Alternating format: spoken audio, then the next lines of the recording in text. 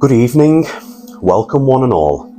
Here I am on YouTube. Some of you might know me from TikTok, where I tell you some of my favourite ghost stories and take you to the most haunted places in the UK.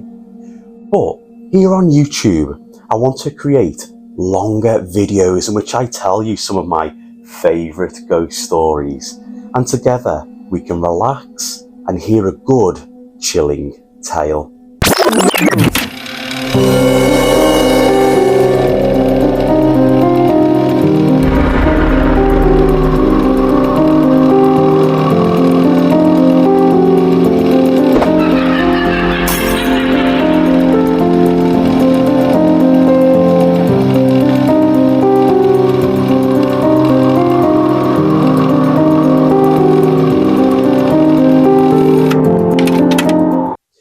Now, the winter's nearly here, so I thought it the perfect opportunity to read some ghost stories by one of my favourite authors, Tom Slemen.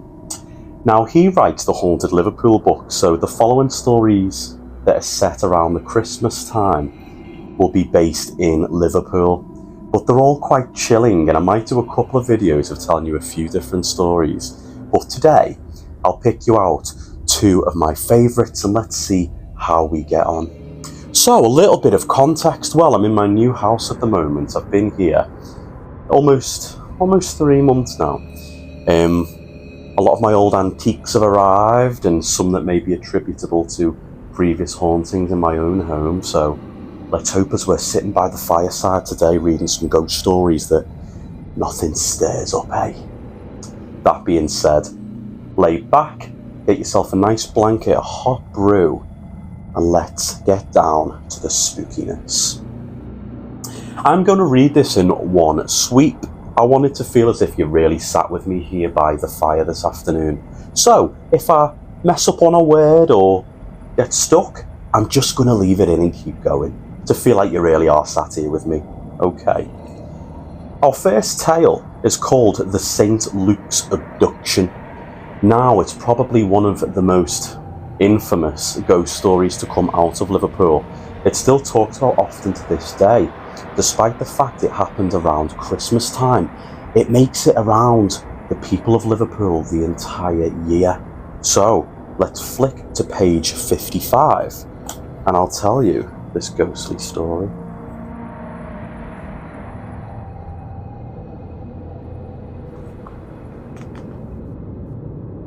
We'll say the weather's been stirring up outside today, quite windy and raining out here, so the perfect setting for a ghost story, right?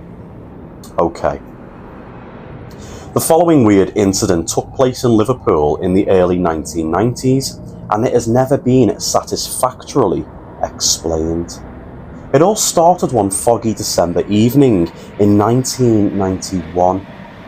It was 7 p.m. on the Friday evening before Christmas when the Edwards family of Dovecot decided to go and do a bit of late Christmas shopping in Liverpool city centre. Mr. Edward drove his wife and 4 children to the town in his old Volvo estate, and as usual, finding a place to park proved very difficult. Nothing's changed there then.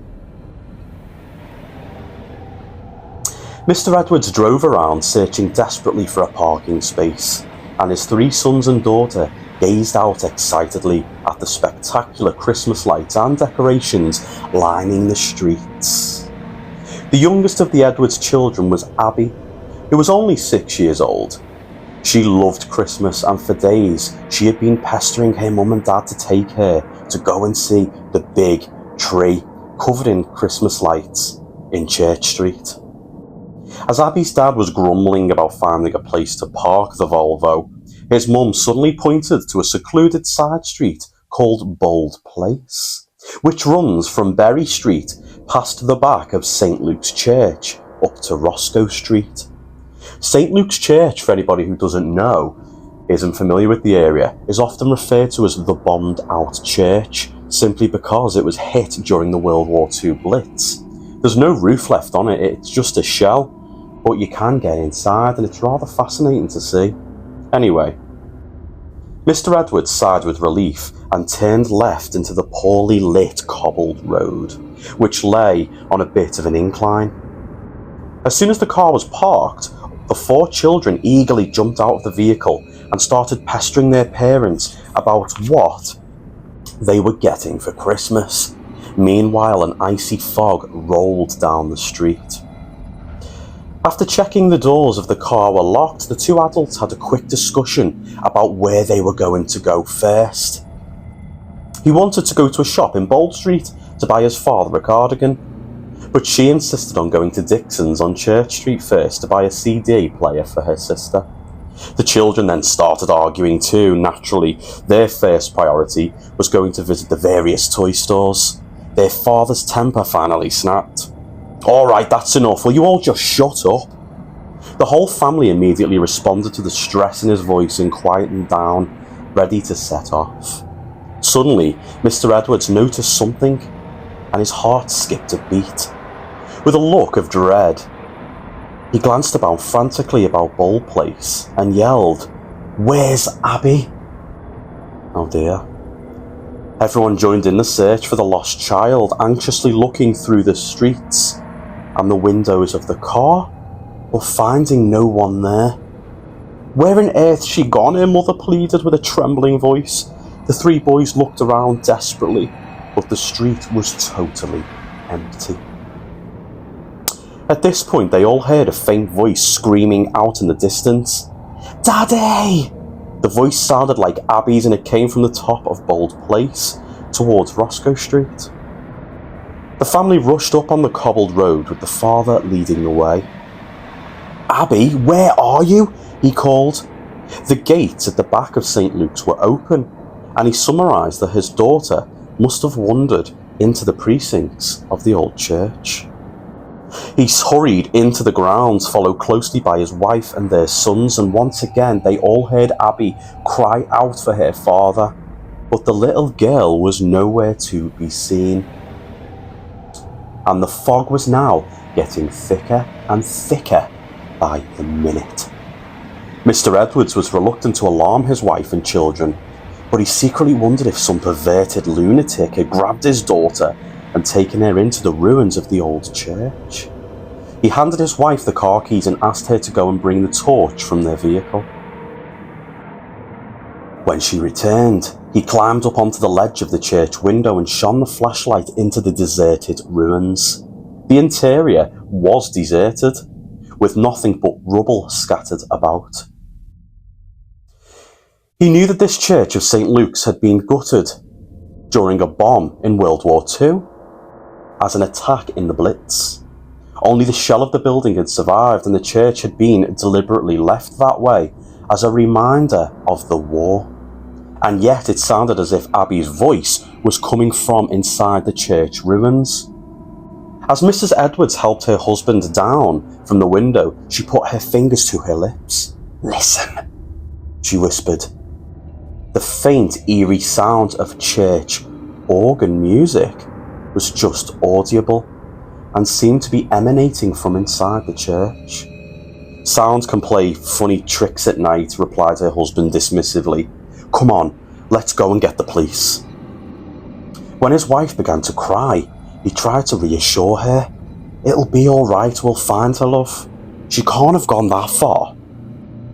They set off to the police station at Hope Street and reported their lost daughter to the desk sergeant, who alerted all the patrol cars in the area and told officers on the city centre beat to be on the lookout for the missing girl. The family then rushed back to Bull Place. Bear with me, we have a sticky page. They rushed back to Bull Place to resume their search for the girl. They scoured the grounds of St. Luke's once again, and after 20 minutes, they were about to return to their car when something happened which continues to puzzle them and the entire of Liverpool to this day. A tall man wearing a top hat and long black coat came out of the grounds of St. Luke, and walking with him was little Abby, holding his hand. When Abby caught sight of her mum and dad, she ran to them and started to cry as her father picked her up. The sinister man in black looked like something out of the Victorian age. He had long bushy sideburns, a pallid face, and staring black eyes. Frightening stuff. When Abby caught sight of her mum and dad, she ran up to them and started to cry.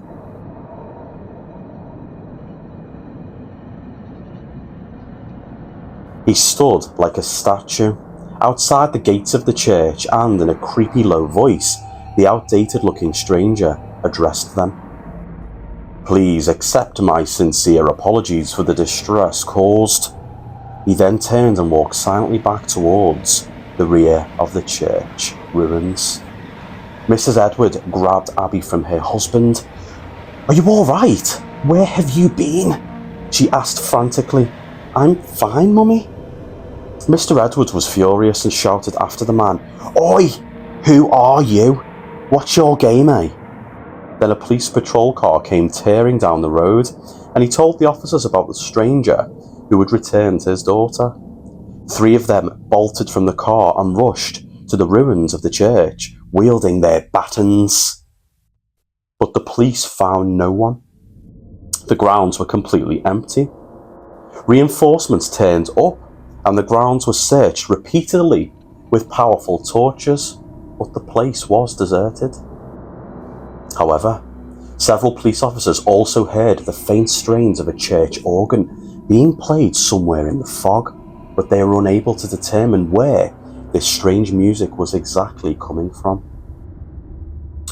One of the policemen asked little Abby where she had been, and the child gave a strange account. She claimed that an old woman in a shawl had grabbed her hand and dragged her into the church, where a mass was being celebrated. In the church, there were many people dressed in old-fashioned clothing, said Abby. The women wore big hats and the men were all dressed in black.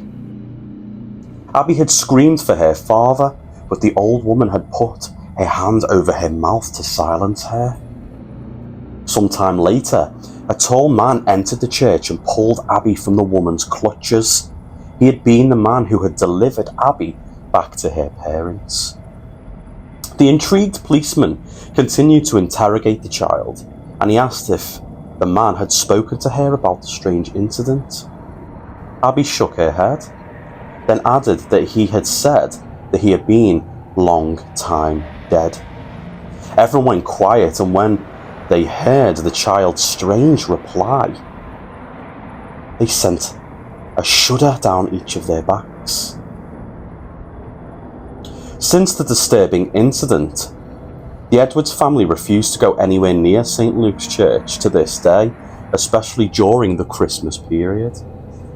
After recounting the unusual story on the radio, I received, as in Tom Slemen, the author, lots of letters, phone calls and emails from people who had weird tales to tell about St. Luke's.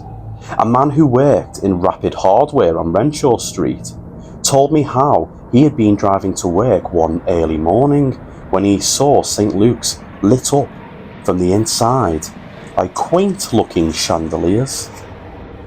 He could even see stained glass windows and decided that the church must have been renovated. However, when the witness glanced at the traffic lights out the corner of his left eye, he watched the illumination of St. Luke's start to fade. He then turned back to look at the old church and noticed that the windows had now gone and the place was once again in darkness. This was just one of the many accounts I have received regarding the church. A woman who worked in Lee Street Job Centre up until the 1980s recently told me that during her lunch breaks, she would often cross the road and enjoy a sandwich or a cigarette in the quiet gardens of St. Luke's Church. On many occasions, this woman, and several others present, distinctly heard the faint hum of a church organ's notes, the drone bass, which always precedes a piece of organ music, would drift and reverberate around the shell of the empty church. I even received an illegal tape recording of this music. I don't know why it's illegal, and it certainly did sound quite eerie. Now, St Luke's Church is on Bold Street in Liverpool, an area that is infamously known for time slips. Many people who have been shopping about or simply walking home, not just at night but during the day, have claimed they've suddenly entered another time. Shops look how they used to in decades gone by. People are dressed as they were of the period, and for some time they feel trapped in this bizarre time slip until the time suddenly flitters back to the modern day. How spooky.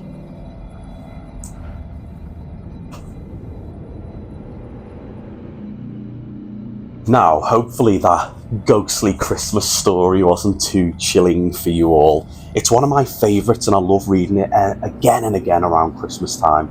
It's really vivid, especially being an area that I know well. So, that being said, are you ready for our second story? Well, this one's called The Gruesome Snowman. That being said, let's get warm and get into the story.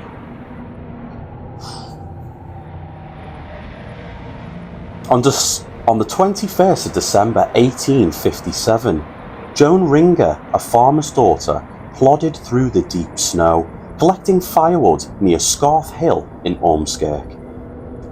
As the pretty 16-year-old struggled with her burdensome load of wood, she felt a hand grab her from behind. Terrified, she dropped the wood from her arms and turned around to face an aggressive-looking middle-aged man. She would have been terrified. Immediately aware that she was in awful danger, she tried to break free and run back home, but the stranger just leered at her without uttering a single word and blocked her path. The area was completely deserted, and the heavy blanket of snow made it appear more so than usual. Joan shuddered, conscious that she had no chance of escaping the villainous attacker who proceeded to brutally assault her. When it was all over, she lay trembling, helpless, and half naked in the snow. Her wicked assailant then proceeded to produce a knife, and in a detached tone, he described how he was going to finish her off, seemingly taking great delight in watching the teenage girl as she whimpered quietly but uncontrollably, so choked that she could not even utter a scream. The only sound that interrupted the awful scene, was the distinct barking of a dog. Over on the far side of the field, Joan's father and brother were trudging through the deep snow to give her a hand with the wood.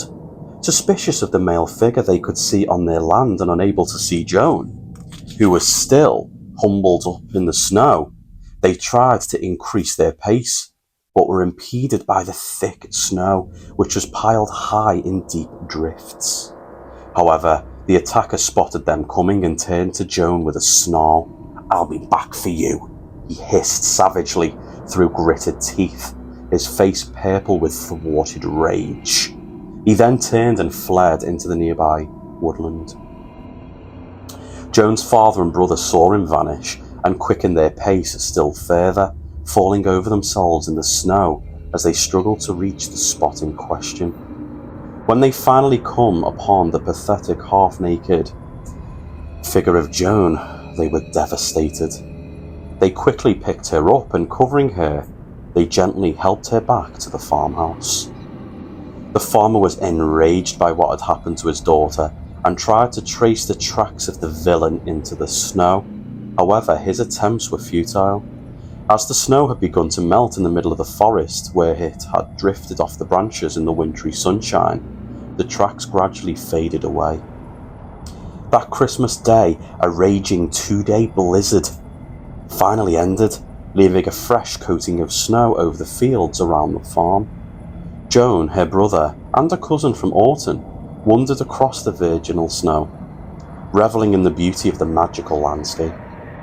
Joan was bravely trying to overcome her ordeal as best as she could, and meekly joined in as they played.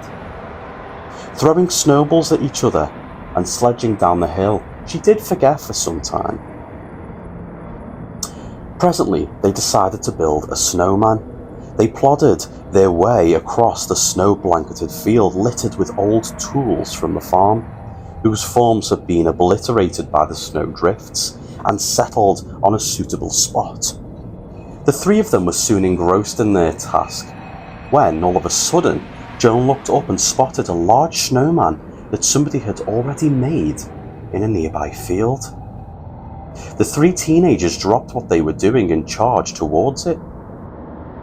In all the fun, Joan had temporarily forgot about her recent experience, and she led the way, gently giggling out loud as she ran straight at the snowman with a pitchfork, impaling it with the sharp prongs.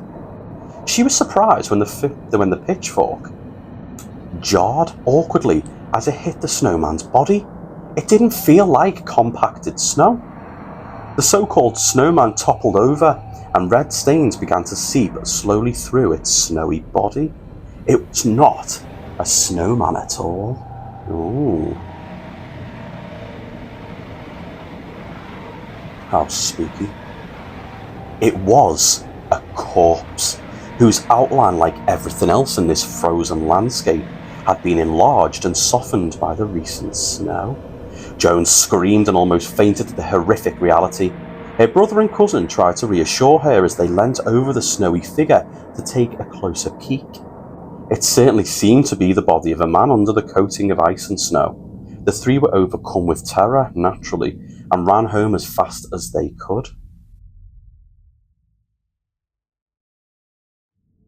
They then summoned their father and contacted the police.